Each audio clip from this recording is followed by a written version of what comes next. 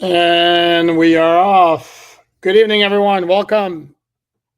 Live episode of the All Dolphins podcast on Thursday, June 19th, 2 days after the Florida Panthers secured their second consecutive Stanley Cup title with their victory against the Edmonton Oilers. A pretty convincing victory, which, as I wrote on Miami Dolphins on SI.com on Tuesday, helped them become the third pro team in South Florida to win back-to-back titles, following, of course, the Miami Dolphins in 72-73 and the Miami Heat, who won titles back in 2012 and 2013. We are going to tonight discuss the Dolphins' current situation heading into the offseason program, tie up the loose ends of the things that remain unsettled as players and coaches will go on their mini break before training camp begins in mid-July, and then do our obligatory viewer Q&A. First off, welcome. Thanks, everyone, for joining. Before I start, please like, subscribe, share, all that good stuff. And let's start with maybe the latest with the Dolphins, who announced their training camp schedule, which is not the same when it comes to the public training camp schedule, which is not the same as their actual schedule. And the NFL took care of certain dates, the reporting days for both rookies and veterans. What was it? On Wednesday, the Dolphin rookies will be reporting to the Baptist Health Training Complex on July 15th. Tuesday, with the veterans scheduled to report a week later on July 22nd. The Dolphins' first public practice, as I recall off the top of my head, will be scheduled for that Saturday, which is July 26th. They have a total, I believe it's 9 open practices. Dolphins, of course, will be doing joint practices with the Chicago Bears on Friday, August 9th. No details there. They will be doing joint practices with the Detroit Lions on August 13th and 14th, which is the Wednesday and Thursday of the following week before their Saturday game at Ford Field. The Lions have released their training camp schedule, those practices. If anybody's in the Detroit area and wants to attend, I don't know how the Lions handle fan viewing for practices, so that would have to be a question for the Lions. I can look into it and report on a little bit later, but for now, I do not have that answer. Those practices will be 9:30 a.m. Eastern time. I do know one of those two. I believe the second one is a quote-unquote loyal member only, I believe is what they call it. And then, of course, the last one in Miami, the joint practice with or against the Jacksonville Jaguars on August 21st, 2 days before the preseason finale at Hard Rock Stadium against said Jaguars and maybe Travis Hunter. Keep in mind that's going to be the third and final preseason game. More than likely, the veterans will not play in that game. The veterans very well might not play in the opener against the Bears on Sunday, August 10th. That to be determined. So that's the situation as far as training camp is concerned. That's a month ahead. The 3 issues the Dolphins have pending, 1, 2, 3 issues have pending in the next month or so. Jalen Ramsey, Jonnu Smith, Jonnu Smith. Jalen Ramsey basically is, when is he getting traded?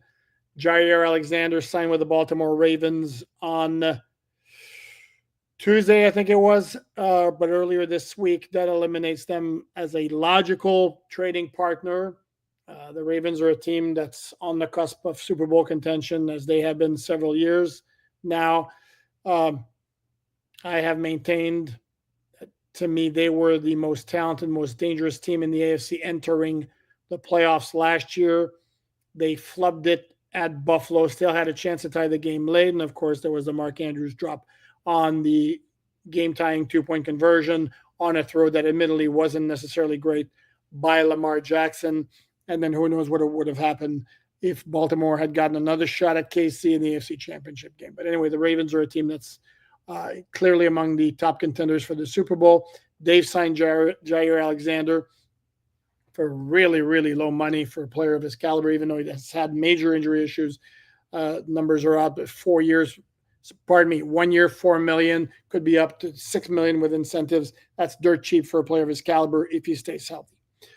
And supposedly he took less money to play for the Ravens, partly because he wanted to be reunited with Lamar Jackson, his teammate at Louisville. And there's a clip of Jair Alexander in the green room in 2018 and his reaction when Lamar Jackson became the last pick of the 2018 first round was pretty impressive. Tells you that obviously he thought a lot about the guy. So who now for Jalen Ramsey? We've heard snippets. There's something out there about the Steelers possibly trading for him. Not sold on that one. The Raiders have been mentioned as another possibility. The Rams have been mentioned as another possibility, although Sean McVay keeps making comments of like there are obstacles to overcome. And I don't know if that's code for Dolphins. Pick up some of the money he's got due. Otherwise, we're not giving you anything or we're not making the deal. And then that leaves the Dolphins in a what-to-do situation. They would prefer not having Jalen Ramsey around anymore. That was clear at minicamp when they excused his absence. They can't release him because it would be a massive salary cap hit. So what's the option if they do not get an offer that even remotely interests them? Well, they're kind of stuck. And as somebody brought it up, actually, it was Pro Football Talk, props to them, that Dolphins could simply pay him as the final year of his salary just to stay away like the Houston Texans did to Deshaun Watson that final year before he wound up being traded to the Cleveland Browns in that now highly regrettable trade, particularly for the Browns. That's also not ideal. Dolphins certainly could excuse him from training camp because if you're not excused, it's a mandatory fine. I believe it's $50,000 a day. Those add up pretty quickly. So it's not like Ramsey can hold out, but he certainly can be excused if the Dolphins would rather not have him around. Could the Dolphins possibly do that and then hope it's a bad thing, but it's life in the NFL, hope that some team develops a need for a cornerback pronto, a contending team develops a need for a quarterback via injury, in which case all of a sudden Jalen Ramsey and the complications that come with making a trade for him maybe becomes less, because again, the issue with Jalen Ramsey is more so than anything else. It's a compensation. He's got like an option bonus due by week 1, which is about $19 million, which is part of his $21 million compensation he's got left. And it's tough to find teams who are going to absorb that, especially now you see what Jair Alexander goes for. So that's a tricky one. There's the Jonnu Smith situation. Drew Rosenhaus appeared on local TV station WSVN on Sunday night, where he has a regular spot. He represents Jonnu Smith and basically said, talks are ongoing, fluid situation, same deal. Doesn't take a genius to figure out a situation where he wants more than the Dolphins are willing to offer at this point, and then you're stuck with a situation of exactly how high should the Dolphins go. It's not as simple as Jonnu Smith had the most productive year for a Dolphin tight end ever in terms of numbers. Therefore, the Dolphins should give him whatever he wants. It doesn't work like that. You can't operate that way. By the same token, it's pretty clear he outperformed his contract significantly. And for those who would suggest, well, if he didn't underperform it, would Jonnu be asking to restructure it? No, but the Dolphins might just be cutting him. So got to be fair both ways. Dolphins absolutely should address the contract. No, they shouldn't necessarily give Jonnu Smith whatever he wants. Still of the belief that Jonnu Smith's going to be on the Dolphin roster in 2025. Dolphins are better with him. He wants to play Miami at some point. Again, logically, the way negotiations work, agent's going to start really high, team's going to start really low, and then we find a way to make it work. Still think it's going to happen. Exactly when, who knows, but I would be very surprised if Jonnu Smith was not a member of the Dolphins in 2025. And then there's the Jonas Avainaya situation. I just looked it up, a database, actually footballdatabase.com, of draft pick signings, 36 2025 NFL draft picks still unsigned, 3 in the first round. Travis Hunter, Jacksonville, Shamar Stewart, Cincinnati, and that one's a weird one because he refuses to practice without a contract, unlike Savainaya. And then the other one is Jahdae Barron, from the Denver Broncos, a guy who had been potentially mentioned as a potential Dolphin pick. There are 3 in the 4th round, and then there are 30 in the 2nd round, meaning still nobody has signed since May 9th, the time of the rookie mini camps, after the Texans, here they go again, and the Cleveland Browns, those two teams again who were involved in the Deshaun Watson trade, gave their second-round picks at the top of the round, Jaden Higgins, Houston, and Carson Schwessinger, Cleveland, fully guaranteed contracts, 4-year contracts, whereas in the past, contracts for second-round picks were partially guaranteed. Again, how does the situation get resolved? That's a great question. And for those, again, I mentioned this before, looking at the worst-case scenario in a hypothetical, player can sit out the entire season if he wants to. Can't play for another team unless a team relinquishes its rights. But sit out the entire year, go back into the 2026 draft, and the team is left holding the bag. But you're talking about a player being willing to give up a full year of his NFL career of earning. That doesn't happen very often. It's happened in the case, as I've discussed before, of players who were dealing with massive injuries, or in the case of Bo Jackson, who did not want to be playing for the Tampa Bay Buccaneers and also had baseball to fall back on. So, and here's another potential scenario. This has happened to the Dolphins, actually.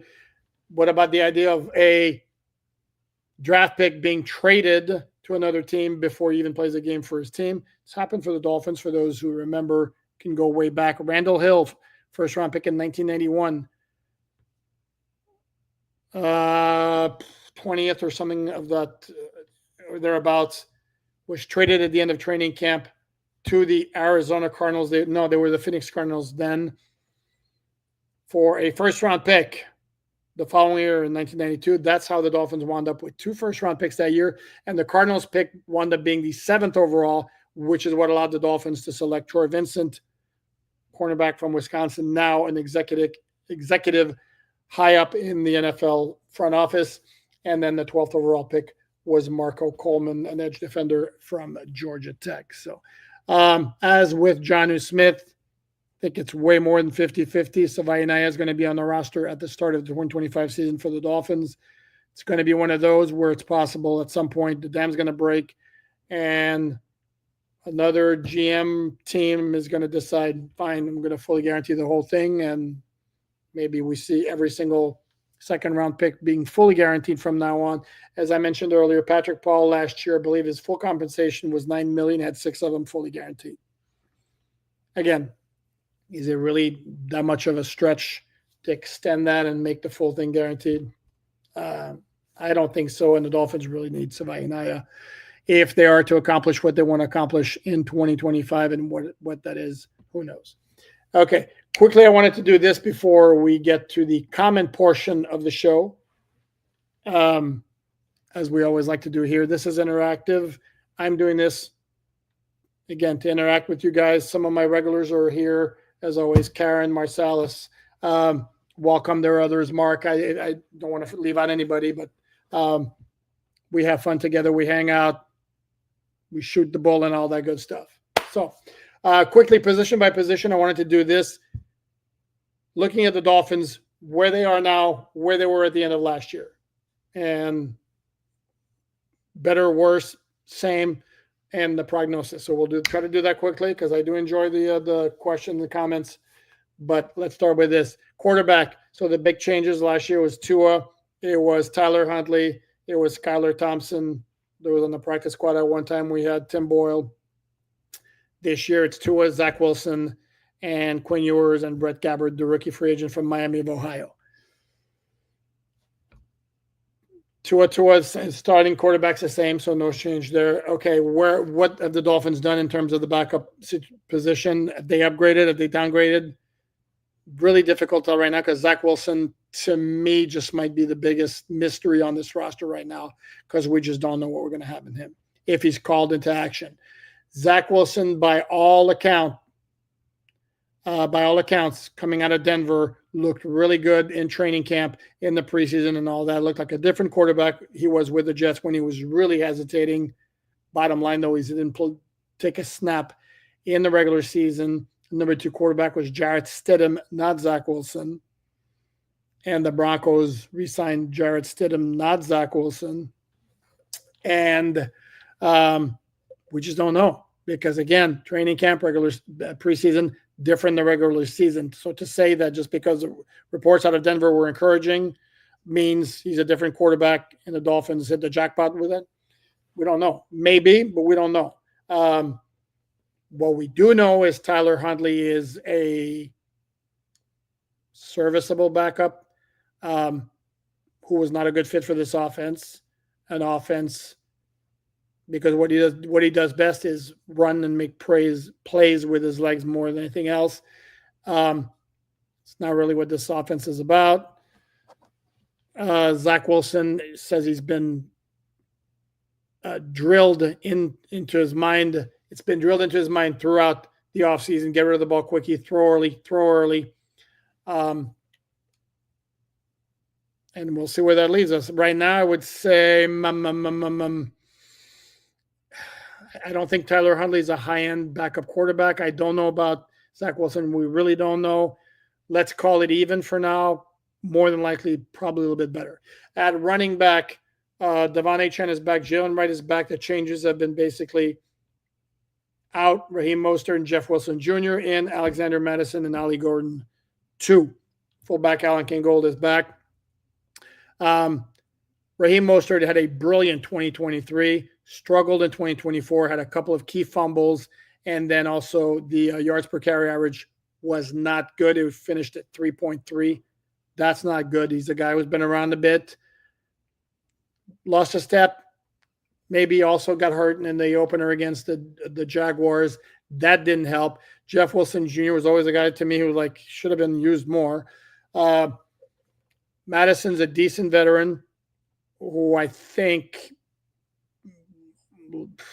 similarities to Jeff Wilson Jr. Maybe Ali Gordon Jr. is an intriguing prospect. Jalen Wright showed flashes last year. Struggled down the stretch. I would be inclined to think maybe a hair better, but not a major margin. At wide receiver, the changes, you brought in Nick Westbrook-Akine and then lost Braxton Berrios. Gone. The rest, it's Tyreek, Jalen Waddle, Malik Washington back again. D. Eskridge is back and pretty good in the offseason program. Westbrook-Akine is a big body who's an upgrade over Braxton Berrios, who didn't put up very, very good numbers in 2024. I would say that's an upgrade, not necessarily that significant because your two main guys are your two main guys. The improvement there just simply has to come. Maybe Tyreek's not been injured the entire season and Waddle's not battling something different every other week too. So that's where you could get the improvement in the wide receiver core. In terms of personnel, there's a slight upgrade regardless because Westbrook-Akine looks like a better player than Braxton Berrios. At tight end, what do we have? Durham Smythe, gone after 7 seasons with the Dolphins, had been tied for longest tenured player on the roster, along with Jason Sanders. Now it's Jason Sanders alone. Brought in Pharaoh Brown, free agent from Seattle. Julian Hill is back. Jonnu Smith, still expect him to be back. Pharaoh Brown is more of a blocking specialist than Durham Smythe. Durham Smythe's a bit better receiver than Pharaoh Brown. Kind of 6 of one, half a dozen of the other. Then you have the young guys who the Dolphins are hoping can emerge. Tanner Connor, Hayden Rucci, those types of guys. So kind of the same at tight end, if we're going to be honest about it. The offensive line, gone. Robert Jones, gone via retirement. Teron Armstead, by the way, I would encourage you, speaking of Teron Armstead, who retired in the offseason, check out his video mini doc he did on YouTube. Not right now because you're here with me watching this. But when you're done here, you should rewatch it, this episode right here, and then a little bit later on, you should check it out because it's really good. It's very entertaining. So those two were gone. And then in are Savaianaya, James Daniels, who's coming off the torn Achilles, but he's a good, solid veteran. And then Liam Eichenberg is back. However, in a different role where ideally he's going to be a backup. Dolphins are looking at having 3 new starters on the offensive line in 2025 with Patrick Paul taking over at left tackle. I think this has to be a downgrade just because you lost to Ron Armstead. They should be better at guard without question. But unless Patrick Paul emerges, balls out, you simply don't replace a guy who's a top 10, if not top 5 left tackle in the NFL. I mean, Teron Armstead was a really, really good player. Yeah, like I said, maybe top 5. That's really tough to replace. If Patrick Paul can give the Dolphins solid play on left tackle, the Dolphins would be very, very happy. And on the right side, there's a question mark there with Austin Jackson, because I know a lot of Dolphin fans very frustrated, Teron Armstead always being hurt. Austin Jackson has had 3 years in a row where we've had injury issues. Remember 2 years ago, I mean, if you look at the number of games played, it's not very good over the last few years. So this is a line that has really intriguing potential with Paul Savaiinae, Austin Jackson, James Daniels. Also a lot of question marks, Patrick Paul in terms of his readiness, and then the injury issues with James Daniels and Austin Jackson. Overall, probably slight downgrade. Defensive line, the Dolphins lost Deshaun, and I'm going to forget some names. I'm going off the top of my head here when I should have a roster in front of me, but bad Alain. Deshaun Hand left as a free agent to sign with the LA Chargers. Dolphins brought in Kenneth Grant and Jordan Phillips, Zeke Biegers, the 3 draft picks. They re-signed Benito Jones to join Zach Sealer. If you notice, I haven't mentioned Zach Sealer as an unresolved situation for the Dolphins. I do expect he's going to get a new contract sooner rather than later. But I don't know if I'd call it a crisis yet. I think if it doesn't happen, though, at some point it could become an issue. I don't know if I see Zach Sealer being, if willing is the right word, but being really enthusiastic about playing, starting the season 2025 on his current deal. I really don't see that happening. But I do believe the Dolphins are going to wind up addressing it. So along the defensive line, the addition of Kenneth Grant. Oh, I forgot. Thank you. Somebody just brought up Larry Borom as the new swing tackle. Larry Borom is not a replacement for Robert Jones. Larry Borom is a replacement for Kendall Lamm as a swing tackle in the backup role. And right now, I'm sorry, I can't say that Larry Borom is an upgrade over Kendall Lamm. I really can't. And this is where, again, bad Alain for not remembering that off the top of my head. Along the defensive line, like I said, Deshaun Hand's the one significant guy who lived. Oh, Calais Campbell. See, again, this is what happens. Calais Campbell, which is another significant loss for the Dolphins. Based on the way he played last year, that's as significant as losing Teron Armstead in the offensive line. I mean, the dude was massive last year. And I don't just mean the fact because he's 6'8", 295 or whatever he weighed. Great leader, great locker room guy, played outstanding and gave the Dolphins a lot of snaps, which nobody had any right to expect at his age, but yet he did it. Now he's with the Arizona Cardinals. So this has to be a downgrade. The only way it's not a major downgrade is if Kenneth Grant really balls out as a rookie after his selection as a 13th overall pick out of the University of Michigan, and that might be too much to expect. Linebacker, the changes basically are you brought in KJ Britt, you brought in Willie Gay Jr. as free agents, and they were replacing Duke Riley, who last check still has not signed with any team yet, and Anthony Walker Jr., who signed with the Tampa Bay Buccaneers. I think that's a clear upgrade. And the Dolphins also re-signed Tyrell Dotson, which was a good move to go along with Jordan Brooks. I like that group in terms of the depth. I don't know if there's a complete stud in there. Like I'm going to keep mentioning his name, Roquan Smith, because I think the dude's a complete baller. Or Bobby Wagner, or it was the other guy from the 49ers. How do I not remember? Why do I not remember his name off the top of my head? Dude from the 49ers, inside linebacker. Somebody help me here. Really, really good player. But the Dolphins are solid at the linebacker spot. They're better than they were last year. I think KJ Britt and I can't remember the San Francisco dude's name. Oh, not Patrick Willis. I'm talking about currently. Played at Fred Warner. Thank you. Okay, no, that was me who got it. I'm thinking myself. Fred Warner. I do think KJ Britt and Willie Gay Jr. are an upgrade over Duke Riley and Anthony Walker Jr. And Anthony Walker Jr. was the guy who came to the Dolphins with, Joe, I got it. I said Fred Warner. I got it before you did. Anthony Walker Jr. came to the Dolphins with a reputation as a solid player, but very often injured. That's what happened last year. KJ Britt, smallish, but he's like a little Tasmanian devil out there. And Willie Gay Jr., is a good locker room guy. He's the guy who screams out at the beginning when the Dolphin players run to the field before every practice. So I like what they did there. It's an upgrade without question. Cornerback, Dolphins released Kendall Fuller in the offseason. That's been the major move. The Dolphins are going to wind up trading Jalen Ramsey, and additions Kendall Sheffield, who they picked up from Jets, Atlanta Falcons, who actually didn't look so bad in the offseason program. Don't be shocked if he winds up playing a significant role, good number of snaps.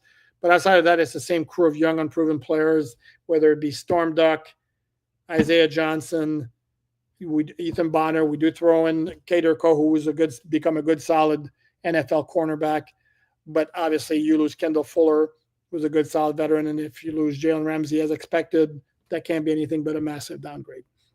And then at safety, we got out the door Javon Holland and Jordan Poyer, two starters from last year. Javon Holland signing with the Giants. Jordan Poyer still hasn't signed with any team.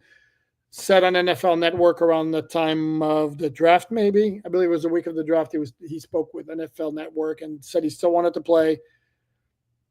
I said at the time, nothing has changed to me. I'm not convinced he's getting an offer because this is a guy who, again, he was once a really, really good player. Now it's about intangibles for him. You're going to get a leader who's a really, really tough guy, smart player, just doesn't have the wheels anymore. And then to replace them, the Dolphins brought in Ashtyn Davis and Ife Melifonwu as free agents from the Jets and from the Detroit Lions, respectively. Look, if you've been a follower of this podcast since the day it began, March 2023, now we're 519 episodes in.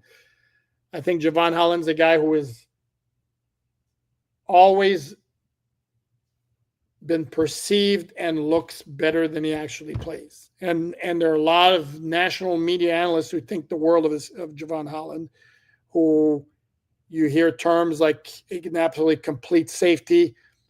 For me, I just don't see the plays. I really don't. And I understand part of playing safety is just, protecting the back end of the field, not getting beat deep. And there's merit in that. There's also merit in making plays. And Javon Holland did not make a ton of plays.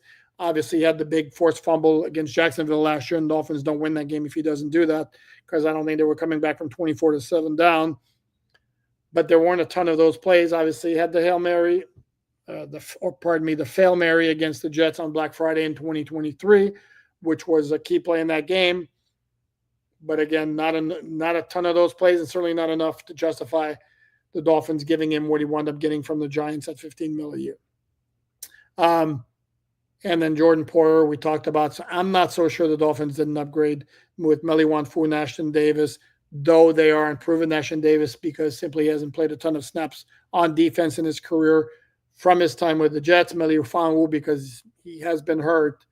But I still see this. I think the Dolphins actually may have upgraded a little bit at safety. And I know actually I went on social media after the moves were made, and I think I'd called it a clear upgrade. I'm not sure if I'd go as far as to call it a clear upgrade after having time to reflect. And yes, I'm allowed to change my opinion from time to time.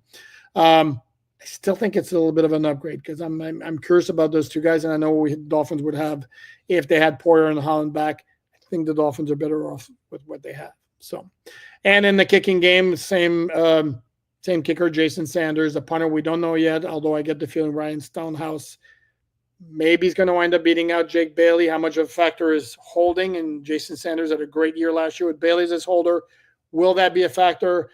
Ryan Stonehouse is a boomer guy with the leg. Directional punting, hang time is an issue. That's been an issue in his career. Will that be factors and wind up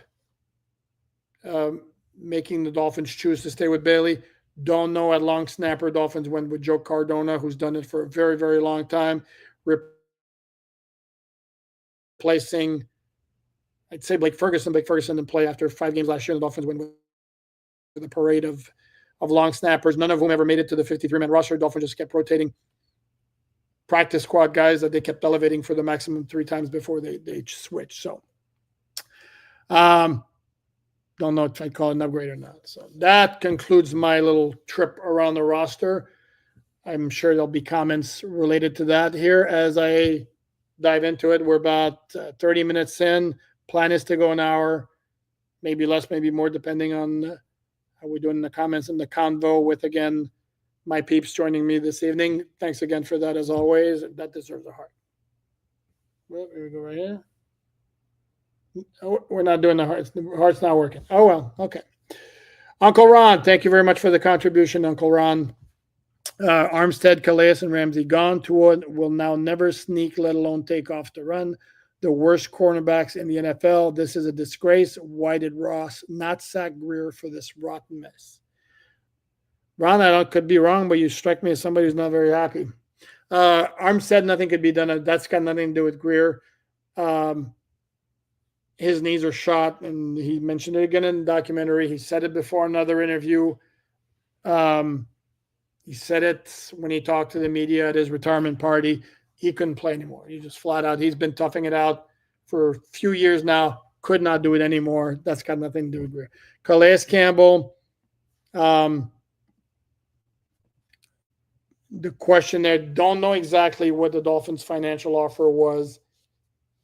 Because I asked Chris Greer at the draft press conference, I think it was, about whether there was an effort made to retain him, and trying to remember the answer, and it was a bit nebulous.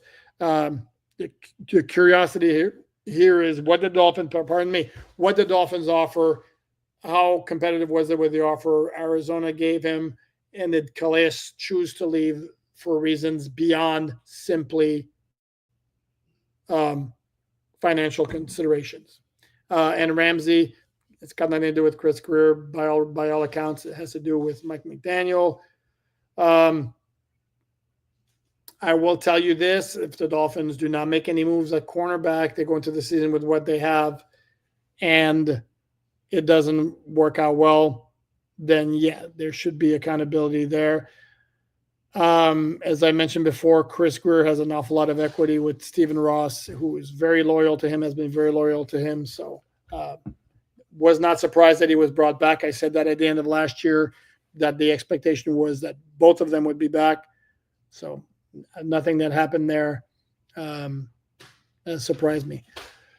JJ's asking, what about Jack Jones, cornerback, formerly of the Las Vegas Raiders, formerly of the New England Patriots? I think with him, we're dealing with issues that have to do with not necessarily football stuff. I think it's maturity issues. I don't know if the Dolphins really want to take on a player like that at this particular time. Let me go to the top here with the comments, and we'll proceed from there.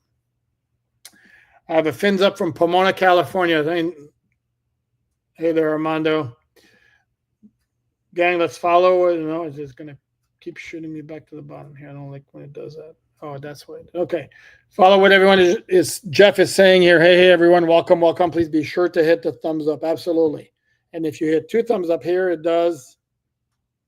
None of my things are working today. It's very disappointing. And I was trying to. Okay. I'm having an issue here with. Okay, here we go. Jeff, really? Panthers played so dirty, especially in the earlier rounds, just saying. Really? By the way, if you guys follow me on social media, please do. I'm on X at Poupart NFL. I'm also on Blue Sky, Facebook. Covered the Panthers for like about 25 years. And I got quite the reaction for it because I said this is basically the last year covering them was the year they went to the final loss against the Vegas Golden Knights. And I've stopped covering them 2 years. And in those 2 seasons, they win the Stanley Cup. So you may not be surprised, but I've gotten a lot of messages along the lines of replies, comments of like, well, just stop covering the Dolphins, then they'll win the Super Bowl. Folks, if I knew I had that kind of power, I may actually do everyone a solid and do that, but I don't think I do, so I'm not going to. So I know a little bit about hockey, maybe more than football. Panthers play edgy. Are they dirty? Come on. No, so I'm not buying that. Sorry. Okay, let's moving on here. Armando's asking, is Patrick Paul ready to fill big shoes? That's a great question. And the truth is, we don't know. By all appearances, I'd say there's no reason to be pessimistic, but to take it for granted that he's going to step in and be a complete stud, I think that's a step too far. Uncle Ron again, thank you very much, Uncle Ron. Surely Ross loyalty should be to us fans who haven't seen a single playoff win in 25 years, and not to Chris Greer. Here, I hear you, Ron, and I get the frustration, but I think Chris Greer, Stephen Ross believes in Chris Greer and his ability to get the Dolphins to where he wants them to go. That's a fact. Oh, Greg, should make Ramsey play and fine him. Don't excuse him. Then the follow-up is he signed the contract, make him play, fine him. That doesn't work well. I get what you're saying, and ideally,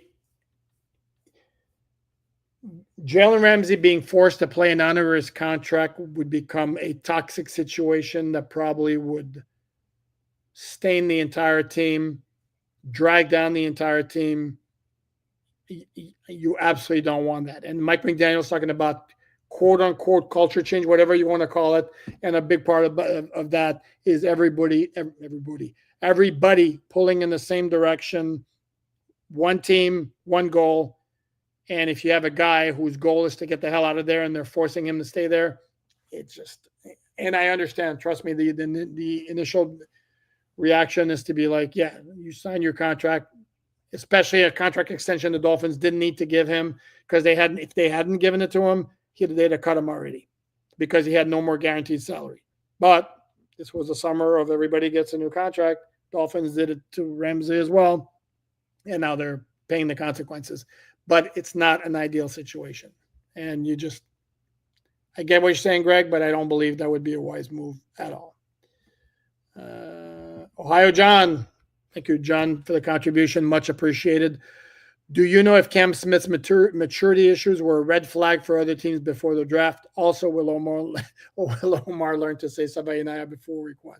This is probably where I should point out that normally on this night, and as will be the case during the regular season, or actually I don't know the schedule yet, but we have been doing the Dolphins Collective podcast with Doug Lee Durong, T Defense Talk, Omar Kelly, and myself on Tuesdays and Thursdays. This is a slower time with the offseason program being done, which is why there's no Dolphins Collective today, but I am back from a mini vacation, figured no Dolphins Collective.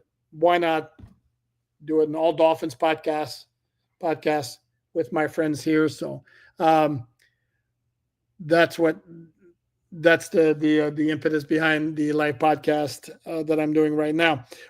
Omar, Savainaya is not an easy name.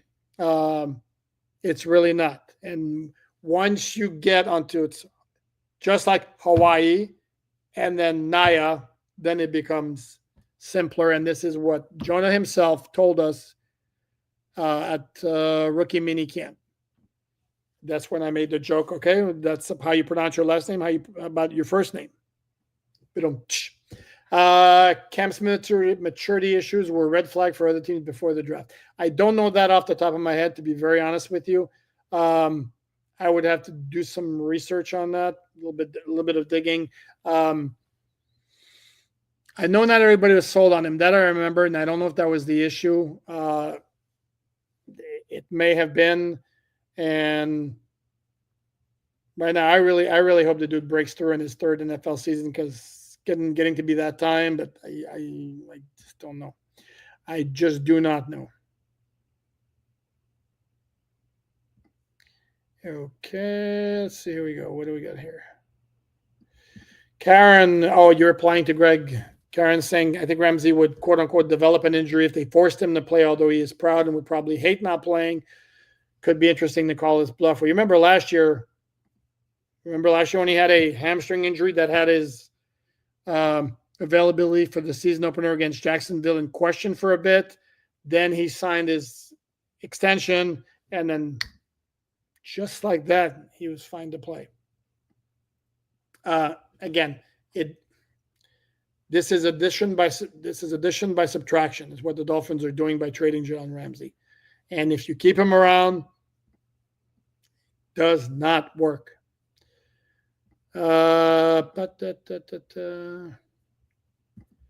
Karen, reports already took less to go there. I don't know who you're referring to. If you're referring to Jair Alexander, yes, that is correct.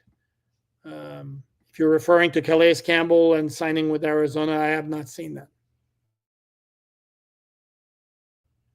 And the other question is that I know Campbell mentioned a couple of times, more than once, after signing with the Cardinals, is he liked the idea of doing full circle, ending his career where he began as a second-round pick of the Cardinals in the 2008 NFL Draft. And the Dolphins that year, if you recall, took a defensive lineman with the first pick of the second round. So they could have had Calais Campbell. Instead, they took Philip Merling from Clemson, who did provide the key play in the division clinching win at the New York Jets in that 2008 season finale with a pick six. Obviously, Calais Campbell's had a much better career. In fact, could turn into a Hall of Famer. Mike Zwilling, one player on offense and defense. Are you watching during training camp? I think on offense, I think once the pads come on, I may be looking at Patrick Paul. With sneaking a look at Jonah as well. On defense, Cam Smith's the guy to me. Mainly because I think the outcome for him is much more varied than it would be, for example, Kenneth Grant. I think my expectation for Kenneth Grant is he's going to get progressively better as the season goes on, as the years go on. I'm not expecting him to come in and be Aaron Donald right off the bat. So I don't know how much I would see during training camp anyway. So for that reason, on defense, Cam Smith's the guy I want to watch, because Cam Smith could be out the door, or he could be starting if the light comes on and everything clicks. So, what do we got here? What do we got here? Marsalis says running back is on paper better. Yeah, I agree. Again, because I don't think you're getting Mostert 2023 anymore. But if Mostert comes back to 2023 form, hard to argue that it would be. Noel, you're very funny, by the way. I meant to tell you that. Noel, I hope we get the 2023 version of Ollie. Absolutely. Tight end. John, super odd question, but why do we have two punters in camp with decent money on their contracts?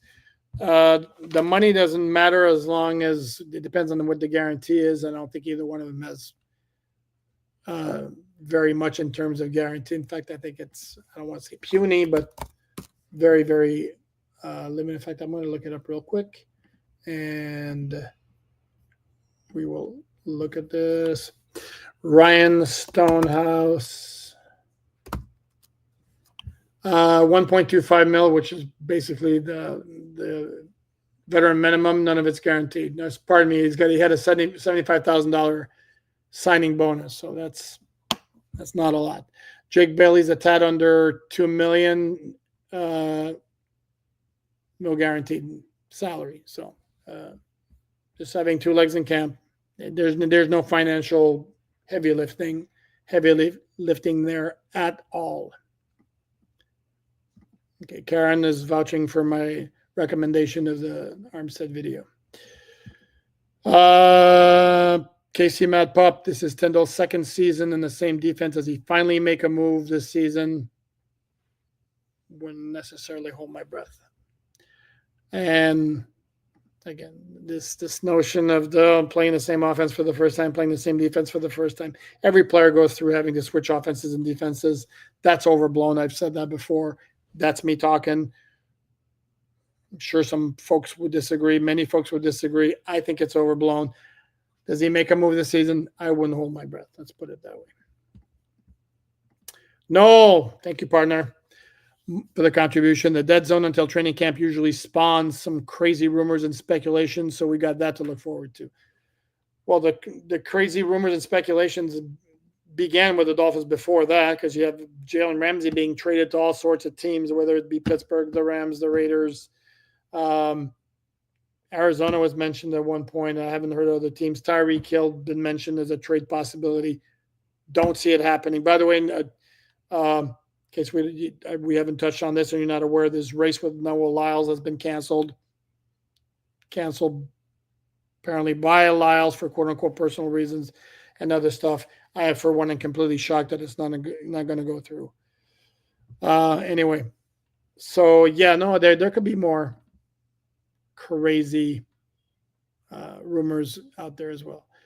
Mike is pointing out, Isaiah Wynn indeed is a free agent. When Greer was asked about him at the pre-draft press conference, he talked in a way, and he didn't expound on exactly why, but he talked in a way of basically Isaiah Wynn made the decision to move on as a free agent, and that's it. And I don't know if it's Wynn who wants no part of coming back, or the Dolphins who basically closed the door and said, don't let it hit you on the way out. Not sure, but it was basically understood that the idea of Isaiah Wynn being back with the Dolphins in 2025 would not going to happen. Jody says Kendall Lamb is better than Borum at tackle for sure. I'd feel better with Keon Smith backing up Jackson. You mean than Borum? I don't know. The thing is, I mean, I know Chris Greer talked up Keon Smith last year big time, saying Dolphins had gotten calls about him, but the dude has played what? Let's see. Let me look it up. I'm trying to see if he's even played 2 NFL games. Last year he spent the whole year on IR. In 2023 he played exactly 9 games and got a grand total of 70 snaps on offense. I mean, we really know what we got in Keon Smith? No. If he pans out, that'd be awesome, but we just flat out not know. Fred Warner. It wasn't Dre Greenlaw, Mike. Dre Greenlaw is now in Denver. It was Fred Warner, the linebacker. They're to me, the gold standard for inside linebackers in the NFL are Roquan Smith, Fred Warner, Bobby Wagner once upon a time. Now he's a little bit older, but those are the guys who really stand out. Jordan Brooks was really good last year. I don't know if he's there. Willie Gay may end up starting, Joe says. I wouldn't rule it out. Would not rule it out. Cornerback is a dumpster fire. Let's just say there's a lot of unproven talent there. How's that? More diplomatic way of putting it. The DL will aid the cornerbacks, and their stats will mask all deficiencies. Yeah, it wouldn't surprise me. And it wouldn't surprise me right now if the Dolphins enter the season with the roster the way it is. I think you could see a blitz crazy team because they would need to get a lot of pressure on the quarterback.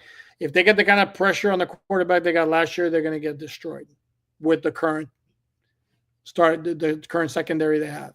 So it is imperative they get a pass rush, whether from just the main guys, Chubb Phillips, Chop Robinson, Zach Sealer, and if not, send them all. Send them in. Brandon Jones, where are you? Oop, he's with Denver, sorry. Right now, cornerback will be the topic of the 2026 draft for sure. For us, sorry, for us. Maybe. I think if you're looking at the roster the way it is now, yeah, it would make sense. Although there's always nothing wrong with building from the trenches. DL sucks, a bunch of rookies. It's Zach Sealer, Benito Jones, and a bunch of rookies. Yep. Wouldn't surprise me if they added a veteran to that group before the end of training camp. Casey, when all unproven guys a couple of years ago, the line is good, doesn't matter. We're talking about the O-line or D-line. With the O-line, they had 2 rookies 1 year. It was Creed Humphrey, 2nd-round pick, Trey Smith, who was a 6th-round pick, and they nailed the crap out of that pick. Guy was a stud, and Creed Humphrey was a complete stud too. So, yeah. So it can be done that you have young unproven guys on the offensive line, and it pans out, but there's no guarantee. What about Edge? I'm sorry, my apologies. So about Edge. It's the same group. It's exactly the same group. Except now you got Chubb and Phillips back, and ideally they stay healthy. So it should be a better group. I would again mention this. I said this on the Dolphin Collective. One guy to keep an eye on. No, actually, I said that on a recent episode of the All Dolphins podcast. My bad. Keep an eye on Grayson Murphy. I think there's something there. Billy said the cornerbacks are about to spot to 14 points per game. You mean put him in a 14-point hole? Is that what you mean?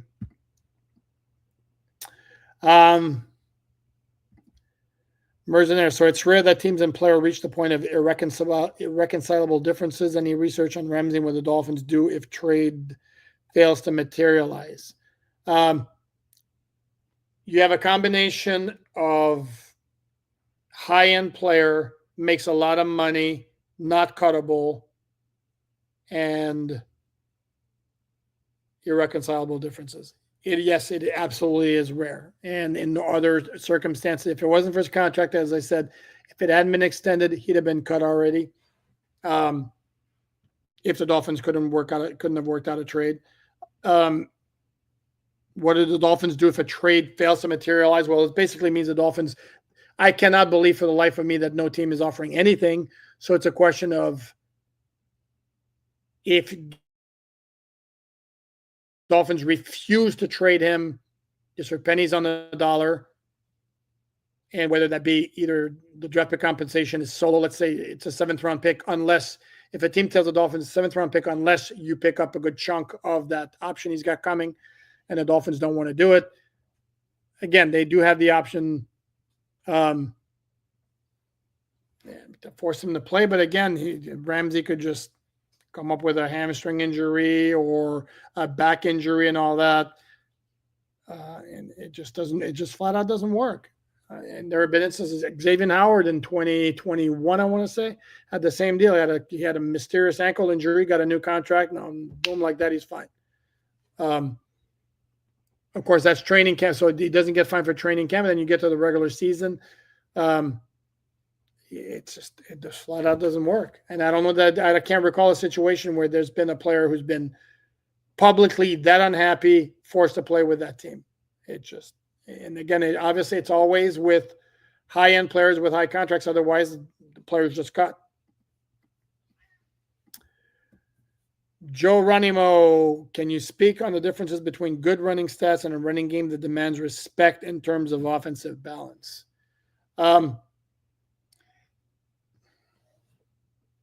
Here's the thing with the Dolphins running game, and I know this goes back to 2023 when the Dolphins led the NFL in rushing average and were 6th, I think, in total yards rushing, and yet weren't overly effective.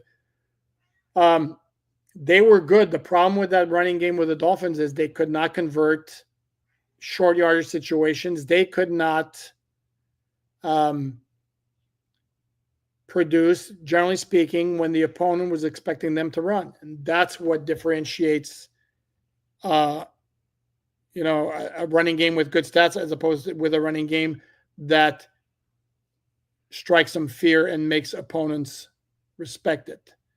And that was the issue. And so the running game in 2023 was good, but it wasn't great because it came up short way too often. And then last year, again, part of the problem is there were way too many tackles for loss. There were games where the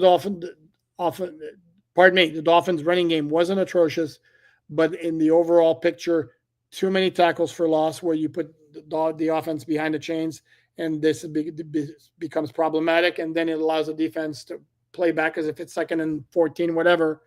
That makes it more difficult for the offense. I don't know if I answered your question efficiently, but hope so.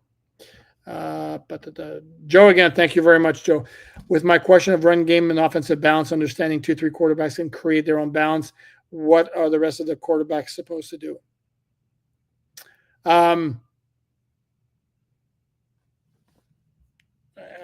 They're supposed to make the plays when they're there, and I understand what you're saying. Basically, is most quarterbacks in the NFL right now produce on their own in the running game to complement what the running backs do and the passing game does. And if you look at all the high end, the one exception is Joe Burrow, who's massively efficient as a passer, and the running game generally has been good. It was okay last year, even after they lost Joe Mixon to Houston. But most other quarterbacks help out with the balance on offense, whether it be Josh Allen, Lamar Jackson. Even Mahomes doesn't scramble very often, but he's very efficient when he does it. And he always comes up with that clutch scramble. Trying to think of other top quarterbacks. Those are the ones who come to mind. Oops, sorry. Oh, we're getting close to an hour. Let's tack on a few more before we bail out of here.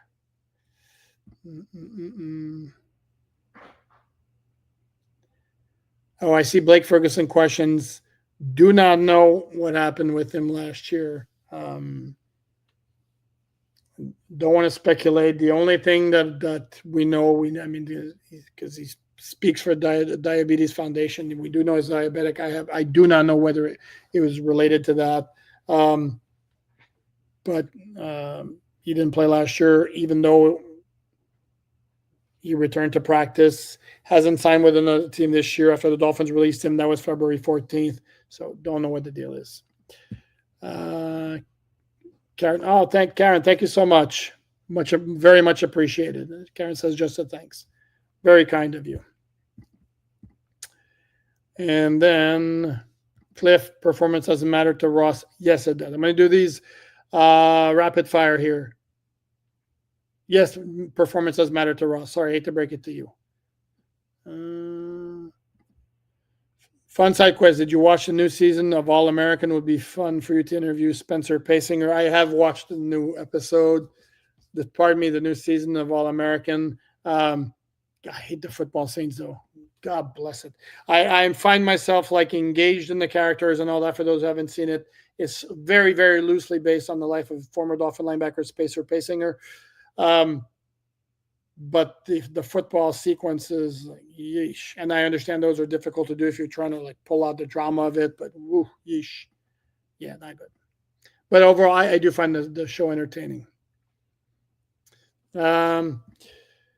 Greg, this does feel like a make or break year for some players, coaches, and the fans. Oh, absolutely, without question. There could be some massive changes if it goes south. Any idea the big issue between Ramsey and McDaniel seems pretty nasty? Not 100% sure. There are a couple of things. Is lack of respect could be an idea of McDaniel wanted him to make a commitment to be here at the offseason program, even though it's voluntary, and Ramsey balked. Could be a combination of all different things. I don't know for a fact. So,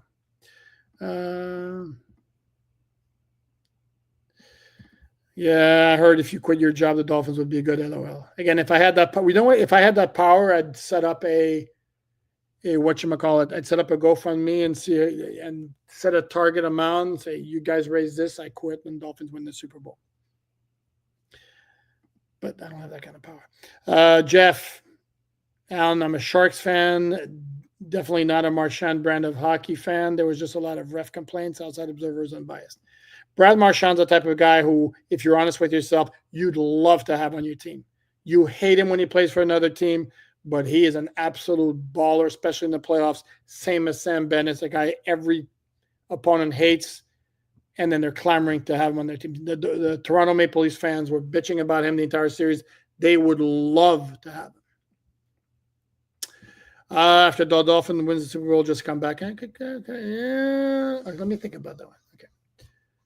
Ramsey gets disgruntled after 2 seasons with every team he has played for. There's a high maintenance level there, without question. Brian, thank you very much, sir. Go Poop. Love the show. Been watching since day one. Much appreciated. Let's see if I can do this. This is for Brian, for everybody else. There we go. The hearts are coming. And then boom, boom, boom, boom. If he's toxic, suspend him without pay. Good luck getting that through past the NFL Players Association. You just can't. You would have to have some kind of actual cause. He would have to do something to justify it. You just can't find a player because you don't like his attitude. Fam J, the entire back end needs help. I would expect Cam Smith to end up as a bust. Alan, you're great. Oh, thank you. Is there any reason to believe that Smith ends up producing? Ever seen a player recover from this? I will tell you what gives me hope is I saw him in his rookie year in training camp, and to me, it looked there was something there. It wasn't like a guy like, there was something there, and then it went south. And maybe this is where the lack of professionalism, which has been kind of alluded to by a couple of assistant coaches, may have come into play, stunted his development. I don't know. But that's why I have hope. And I don't know if I can recall a player like that. Paul Soliai is one who comes to mind, but he wasn't ineffective to this extent, but he was kind of just a body for the first couple of years. And then it came on and he became an absolute baller in the middle of the Dolphin defensive line. He'd be the closest one the one that comes to my mind immediately. Noah Crawley, thank you very much, Noah. Much appreciated. And then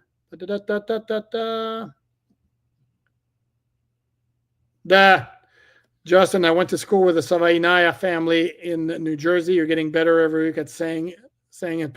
You almost sound natural. Savainaya. Okay. How do you feel about the earlier training camp practice and start times? Love it. I do. It's crazy hot around noontime, and Dolphins are starting earlier this year. It is crazy hot in South Florida in the summer. Follow what Rakad is saying. Subscribe and hit the like button, everyone. Thank you. Any news on the Dolphins preseason game scrimmages at the Rock, access to fans?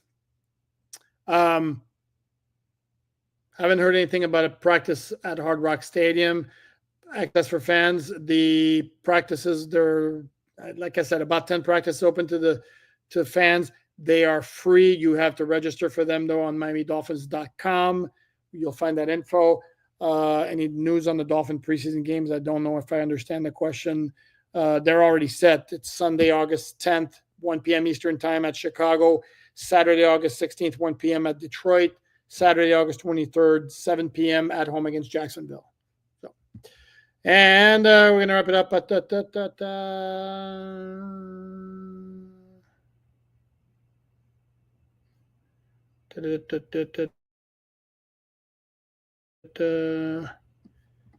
Saludos, amigos. Saludos.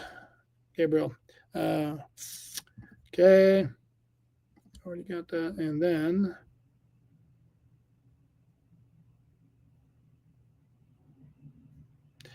Troy, it's a great question, but it's, again, we're passing our, in your opinion, what are the 3 best moves the Dolphins have made in the past 25 years and the 3 worst?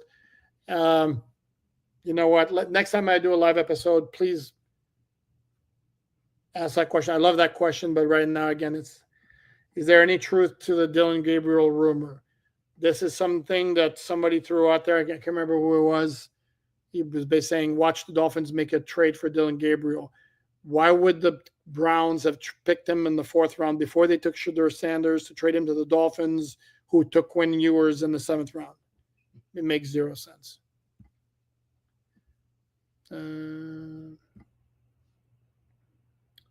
Trade Ramsey to the Rams with pay for 2 5th-rounders. 0 chance you're getting two draft picks for him.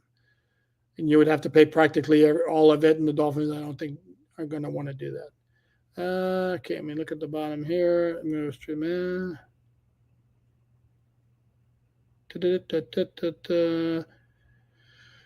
Okay, you know what? 3 favorite, last one. Joe D, 3 favorite receivers: Mark Clayton, Waddle, and Paul Warfield. Okay, I didn't see it. Didn't see a question. Okay. No. I think. There we go. My last one. Poop, thanks for this content during a Dolphin drought. That's what I'm here for. I'm planning on probably doing another one here. I will be going away at some point in July on a trip, and there will be some videos, but obviously they will not be live videos. But I'll probably do 1 or 2 more. I enjoy doing these. I enjoy the interaction with you guys. I appreciate each and every one of you for hanging out with me on this Thursday evening. Please like, subscribe, read the content on Miami Dolphins on SI.com. It's free. A lot of hard work putting by myself and my staff. And certainly hope you enjoy it. I have enjoyed this hour with you guys. Thanks again. Have a great rest of your evening. As far as a schedule, not playing anything probably until next Monday. Obviously, if news breaks, we'll put out a bonus video to analyze it. So until then, thanks everyone.